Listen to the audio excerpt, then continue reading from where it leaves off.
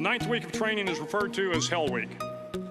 It is 6 days of no sleep, constant physical and mental harassment, and one special day at the Mud Flats. The Mud Flats are an area between San Diego and Tijuana where the water runs off and creates the Tijuana Sloughs, a swampy patch of terrain where the mud will engulf you. It is on Wednesday of Hell Week that you paddle down in the mud flats and spend the next 15 hours trying to survive this freezing cold, the howling wind, and the incessant pressure to quit from the instructors.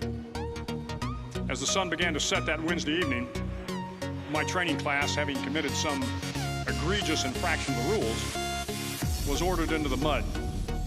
The mud consumed each man till there was nothing visible but our heads. The instructors told us we could leave the mud if only 5 men would quit. Only 5 men, just 5 men, and we could get out of the oppressive cold. Looking around the mud flat, it was apparent that some students were about to give up. It was still over 8 hours till the sun came up. 8 more hours of bone-chilling cold. The chattering teeth and the shivering moans of the trainees were so loud, it was hard to hear anything. And then one voice began to echo through the night. One voice raised in song. The song was terribly out of tune, but sung with great enthusiasm. One voice became 2, and 2 became 3, and before long, everyone in the class was singing. The instructors threatened us with more time in the mud if we kept up the singing, but the singing persisted, and somehow the mud seemed a little warmer, and the wind a little tamer, and the dawn not so far away. If I have learned anything in my time traveling the world, it is the power of hope. The power of one person, a Washington, a Lincoln, King, Mandela, and even a young girl from Pakistan, Malala.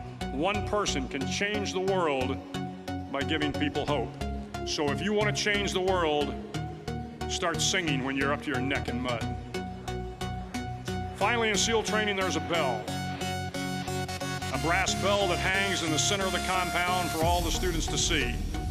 All you have to do to quit, is ring the bell. Ring the bell, and you no longer have to wake up at 5 o'clock. Ring the bell, and you no longer have to be in the freezing cold swims.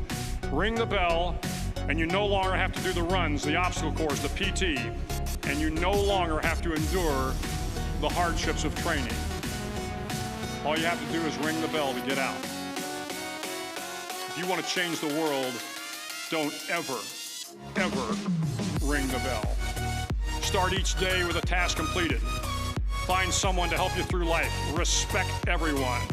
Know that life is not fair and that you will fail often. But if you take some risks, step up when the times are the toughest, face down the bullies, lift up the downtrodden, and never ever give up.